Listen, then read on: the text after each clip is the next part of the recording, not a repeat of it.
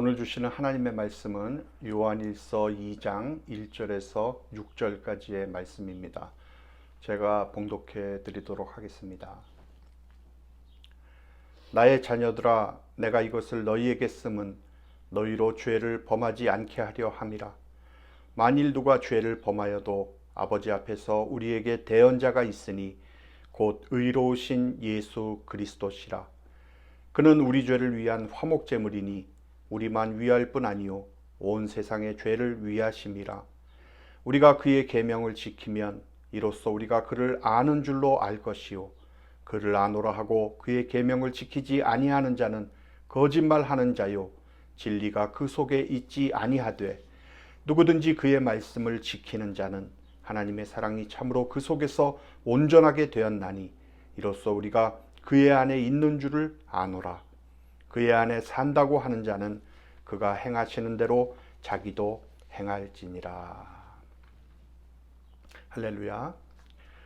저는 오늘 죄를 짓지 않는 법이라는 주님의 말씀으로 함께 은혜를 나누겠습니다. 미국 역사에서 가장 중요하고 독창적인 철학적인 신학자로 잘 알려진 조나단 에드워드는 지금까지 나온 사회윤리에 관한 논문 가운데서 가장 심오한 글로 꼽히고 있는 참다운 미덕의 본질이라는 글에서 죄가 어떻게 사회 구조를 파괴하고 있는지에 대해서 자세하게 밝혀줍니다. 거기서 에드워즈는 하나님을 첫 번째 사랑의 대상으로 삼지 않으면 인간 사회는 속속들이 바스라질 수밖에 없다라고 이렇게 주장을 하면서 그는 이렇게 말을 하고 있습니다. 인간의 가장 높은 삶의 목표가 자기 가족의 유익이라면 다른 가정들에 대한 관심은 덜해지기 마련이다. 또 자신의 나라나 민족이나 인종의 유익을 최고의 목표로 삼으면 인종주의나 국수주의자가 될 공산이 크다. 그리고 삶의 궁극적인 목표가 스스로의 행복이라면 경제적인 이익과 권력을 다른 사람들보다 앞세우게 될 것이다. 하지만 하나님을 최고의 선, 다시 말해 으뜸받는 선이자 삶의 중심으로 받아들인다면 다른 모든 가정과 인종과 계급에 속한 이들은 물론이고 온 세상에까지 마음이 가 닿을 것이다 라고 했습니다. 자, 그런데 인간은 하나님이 아니라 스스로를 섬기기로 작정을 했습니다. 그래서 하나님을 최고의 선으로 여기면서 그분을 위해서 살고 즐거워하기를 포기함으로써 압제와 전쟁, 범죄와 폭력, 또 인종차별 등으로 인해서 인간은 신체적으로, 영적으로, 또 사회적, 심리적, 문화적으로 모두가 망가져 버렸습니다.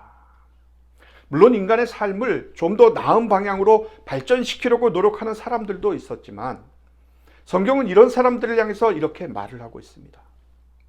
여러분은 가장 중요한 핵심을 무시하기 때문에 어떤 것도 얻지를 못할 것이다. 여러분은 겉으로 보이는 문제들을 다루지만 문제는 그 근원에 있다는 사실을 망각하고 있다. 여러분, 그렇다면 성경이 말하는 그 근본적인 원인이 무엇이겠습니까? 바로 하나님과의 관계입니다. 다시 말해서 우리 모든 삶의 문제는 근본적으로 하나님과의 관계에서, 그 잘못된 관계에서 기인한다는 사실을 성경은 가르쳐주고 있습니다. 그럼 하나님과 우리 사이를 잘못된 관계로 갈라놓은 것이 무엇인가라는 것입니다. 이사야 59장 2절에 보면 오직 너희 죄악이 너희와 너희 하나님 사이를 갈라놓았고 너희 죄가 그의 얼굴을 가리어서 너희에게서 듣지 않으시게 함이니라. 바로 죄가 하나님과 우리 사이를 갈라놓는 가장 중요한 원인이라는 것입니다. 우리와 하나님 사이가 멀어진 이유가 바로 죄 때문이라는 것이죠. 그렇기 때문에 죄는 실로 우리의 삶을 파괴로 이끌 뿐만이 아니라 우리 영혼을 지옥으로 이끌어가는 가장 중요한 원인이 되는 것입니다. 그래서 사도 요한이 요한일서를 쓴 목적은 바로 이러한 죄를 짓지 않게 하기 위함이라 라고 오늘 밝히고 있습니다. 본문 2장 1절을 보면 나의 자녀들아, 내가 이것을 너희에게 쓰면 너희로 죄를 범하지 않게 하려 함이라. 만일 누가 죄를 범하여도 아버지 앞에서 우리에게 대언자가 있으니 곧 의로우신 예수 그리스도시다 라고 이렇게 말씀을 하고 있습니다. 여러분, 우리가 흔히 죄라고 하면 어떤 거룩한 규정을 위반하는 그런 행위를 먼저 떠올리게 됩니다. 그러나 성경이 죄를 규정하는 방식은 나쁜 짓을 하는 그런 수준에 그치지를 않고 나 외에는 다른 신들을 내게 두지 말라라고 하는, 즉 선한 무언가를 궁극적으로 삼는 태도까지도 아우르고 있다는 것입니다. 이것은 우리의 삶이 진리에 의해서 지배를 받는 것이 아니라 욕망에 의해서 지배를 받을 때 죄를 짓는 것이라고 이렇게 말을 할 수가 있는 것입니다. 다시 말해서 죄된 삶을 산다는 것은 우리가 하나님에 의해서 지배를 받는 것이 아니라 우리가 우리의 욕망의 지배를 받게 되는 것이다. 이것이 바로 죄다라고 이렇게 말씀드릴 수가 있는 것입니다. 그러니까 하나님의 관계보다도 그 밖에 다른 모든 요소들의 삶의 의미와 목적과 행복의 중심으로 삼고 그 위에 자기의 정체성을 세워나가려 하는 것이 바로 죄라는 것이라는 것이죠. 그렇기 때문에 우리는 모두가 예외 없이 죄를 지으면서 살아갑니다. 그런데 문제는 우리가 죄된 것을 객관적으로 바라보지를 못하는 것이 우리의 삶에서 가장 큰 문제점이라는 것을 우리가 알지를 못하고 있다는 것이죠. 왜 그렇습니까? 우리는 죄된 행위와 직접적으로 관련이 되어 있기 때문에, 그렇기 때문에 죄를 객관적으로 바라보지를 못하고 언제나 변명이나 일삼고 우리가 저지른 것에 대해서 설명하는 데에만 급급한 것입니다. 근데 오늘 사도 요한은 만일 누가 죄를 범하여도 아버지 앞에서 우리에게 대언자가 있으니 곧 의로우신 예수 그리스도시다 라고 이렇게 말씀을 합니다. 여러분, 이것이 바로 하나님이 우리에게 주시는 놀라운 은혜이며 기쁜 소식, 즉 복음인 것입니다. 여기에 대언자는 또 다른 말로는 보혜사라고도 하는데 자신을 위해서 대신 말을 해주는 사람, 법정에서 변호사와 같은 사람을 말하고 있습니다. 다시 말해서 우리가 죄인인데 우리를 위해서 재판관 되시는 그 하나님 앞에서 우리를 대신해서 말해주는 예수 그리스도가 있다라는 것입니다. 그러나 지금 요한이 말하는 것은 우리가 죄를 지어도 하나님 앞에서 우리의 변호자인 예수 그리스도가 있으니 죄를 지어도 괜찮다라는 이런 말이 아니라 죄의 심각성을 한시도 잊지 말고 죄의 유혹에 맞서서 힘써 싸우라는 것이에요. 여러분, 성도의 삶에는 죄 짓고 회개하고 죄 짓고 회개하고 이런 반복의 사이클이 있습니다.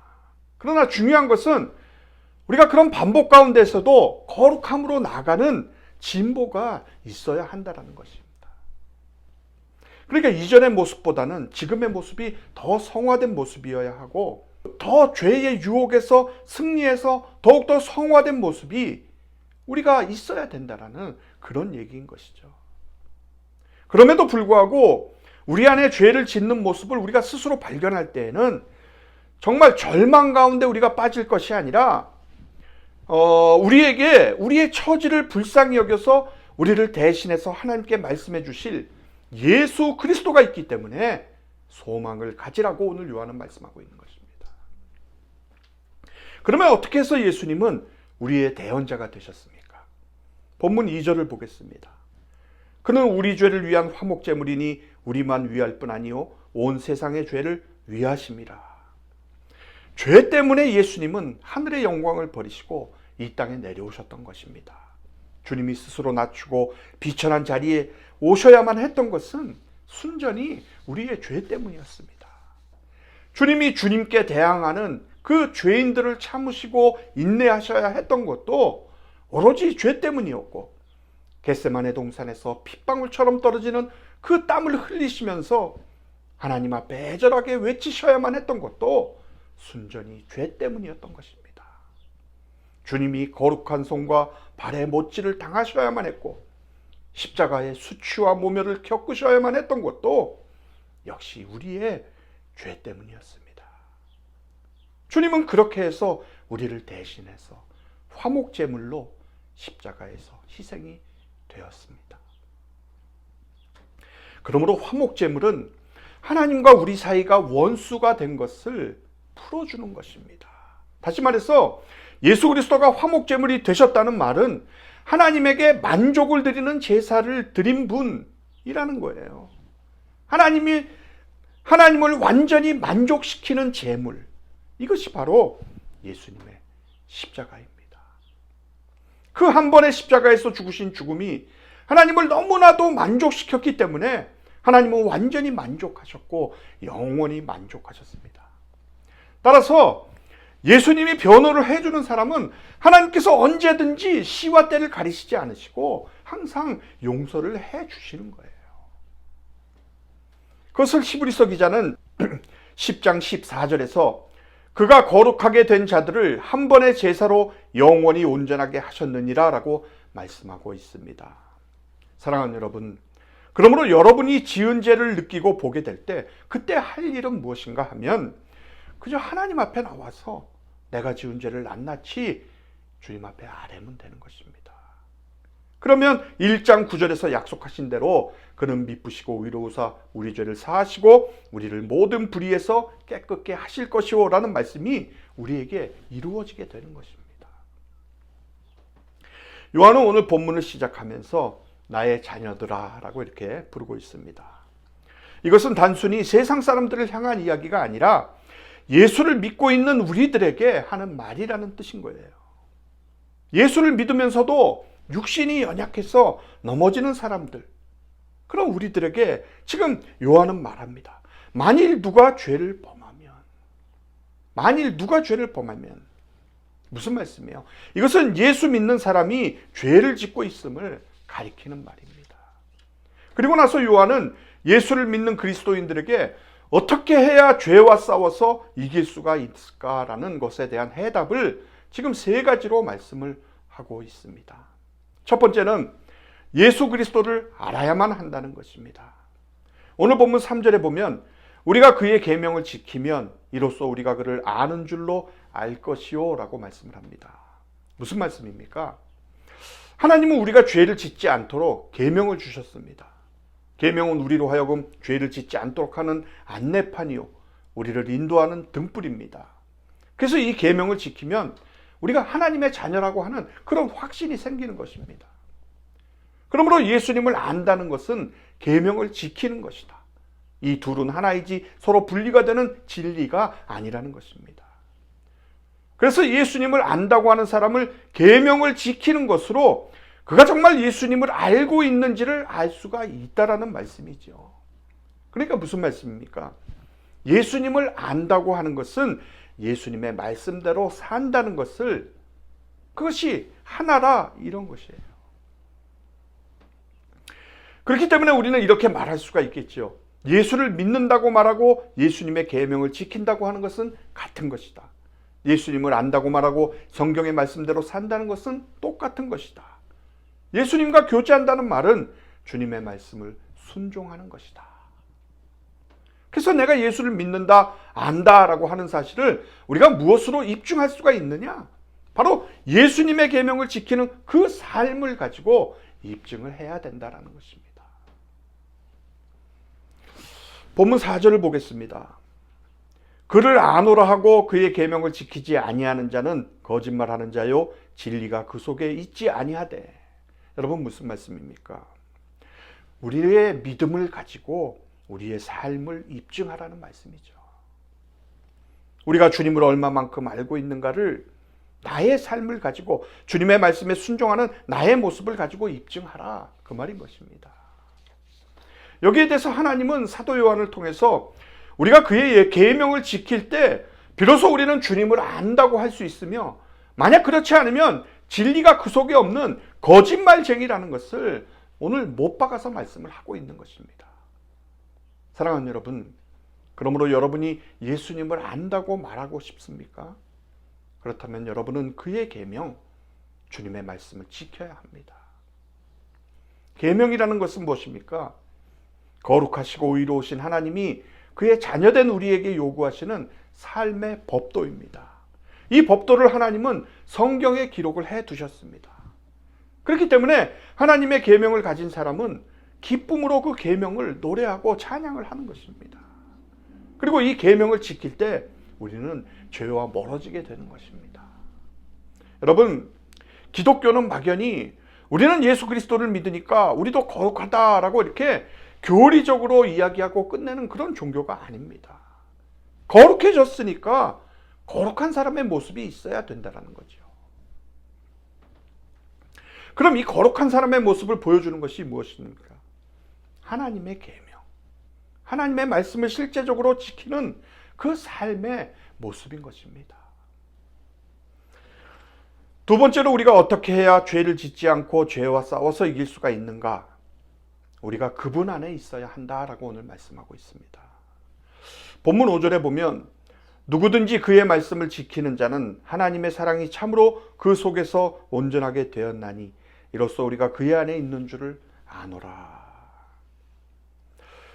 예수님은 요한복음 15장 4절에서 내 안에 거하라 나도 너희 안에 거하리라. 가지가 포도나무에 붙어있지 아니하면 스스로 열매를 맺을 수 없음 같이 너희도 내 안에 있지 아니하면 그러하리라 라고 말씀을 하셨습니다.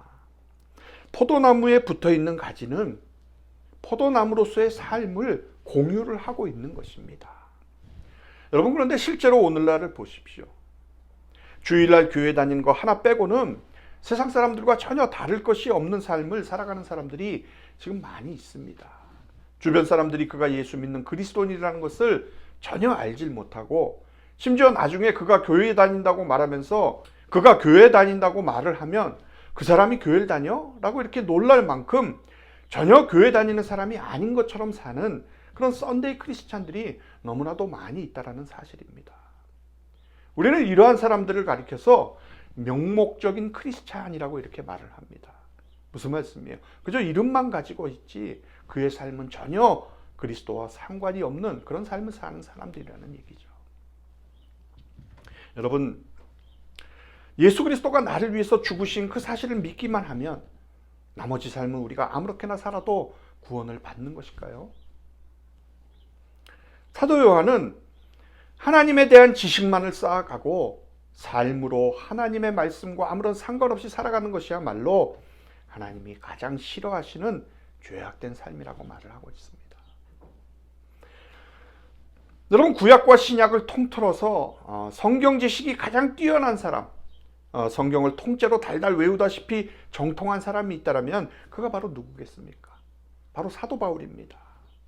그는 신약 성경 27권 중에서 12권을 기록한 사람입니다. 사도 바울이 성경을 기록하면서 가장 많이 사용한 표현이 무엇인지 아십니까? 바로 그리스도 안에서. 그리스도 안에서. In Christ. 성경에 정통했던 바울이 신앙의 핵심은 그리스도 안에 거하는 것이라고 했습니다. 그렇다면 우리가 어떻게 하면 그리스도 안에 거할 수가 있겠습니까? 오늘 그 해답을 본문에 사도 요한은 기록을 하고 있습니다. 6절 말씀을 보겠습니다. 그의 안에 산다고 하는 자는 그가 행하시는 대로 자기도 행할지니라. 여러분, 성경은 자주 우리의 인생을 걷는다 또는 행한다는 말로 표현을 하고 있습니다. 창세기 5장 24절에는 에녹이 하나님과 동행하더니 하나님이 그를 데려가심으로 세상에 있지 아니하였더라 라고 하였고, 6장 9절에는 노아는 의인이요 당대의 완전한 자라 그가 하나님과 동행하였으며 라고 기록을 했습니다. 또 17장 1절에 보면 하나님이 아브라함에게 너는 내 앞에서 행하여 완전하라 라고 이렇게 말씀하시는 것을 볼 수가 있습니다. 그리고 예수님은 요한복음 8장 12절에서 나는 세상의 빛이니 나를 따르는 자는 어둠에 다니지 아니하고 생명의 빛을 얻으리라 라고 말씀을 하셨습니다. 또 사도 바울은 에베소서 5장 8절에서 너희가 전에는 어둠이더니 이제는 주 안에서 빛이라 빛의 자녀들처럼 행하라 라고 이렇게 말씀을 했습니다. 이와 같이 행하다 또는 걷는다의 표현을 통해서 성경은 그리스도의 삶의 그 긴 여정을 주님과 함께 더불어 걸어야 한다라는 것을 잘 표현을 해주고 있습니다. 그러므로 사도 요한은 여러분이 그분 안에 있다고 말한다면 그분이 걸으셨던 대로 따라서 걷기를 바랍니다. 그분의 발자취와 그분의 행실들을 보십시오. 여러분은 참으로 그분이 걸으셨던 발자취를 그대로 따라 걸어야 합니다 라고 우리들에게 권면하고 있는 것입니다. 그런데 우리가 여기서 반드시 알아야 하는 것은 예수님처럼 행한다라는 것은 우리에게 모범을 가르쳐 주셨다라는 말입니다. 다시 말해서 예수님처럼 행한다는 것은 내가 나 자신의 길을 걷기보다는 주님과 함께 발을 맞춰서 걷기를 원한다라는 거예요. 안 그러면 우리가 계명을 지킨다고 해놓고는 내 방법대로 내 식으로 할 수가 있기 때문에, 그래서 주님의 발에 내 발을 맞춰야만 되는 것입니다. 예수님이 세상에 계실 때 어떻게 하셨는가를 우리가 보고 내가 지금 하나님의 말씀을 바르게 지키느냐 안 지키는가를 우리가 조정을 하는 것입니다. 그러므로 예수님이 행하신 대로 행한다는 말은 우리가 하나님의 말씀을 순종하고 지킬 때에 어떤 표준에 맞춰서 지켜야 하는가를 우리에게 가르쳐주는 중요한 기준이 되는 것입니다. 사랑하는 성도 여러분, 예수님은 우리 죄를 사하시려고 화목제물로 자신을 기꺼이 바치셨습니다. 그래서 우리의 대언자가 되어주셨습니다. 이러한 예수님을 우리가 영접하고 믿은 사람이 아직도 죄의 문제로 고민을 하고 죄의식에 빠져 있다면 그는 진정으로 예수님을 믿는 것이 아니라는 것이죠. 그러나 우리가 하나님의 말씀 안에 살면서 하나님의 사랑이 온전히 우리 안에 거하고 그 하나님의 사랑이 온전히 우리 안에 거하면 하나님이 행하시는 대로 우리도 행하게 되는 것입니다. 사랑의 실천이 이루어지는 것입니다. 또 죄를 이기는 능력이 우리 안에서 일어나게 되는 것입니다. 그러므로 예수님을 믿고 계명을 지키며 말씀 안에 잠겨서 사시기를 바랍니다. 예수님처럼 행하십시오. 그러면 죄와 멀어지는 삶이 저와 여러분에게 펼쳐질 것입니다.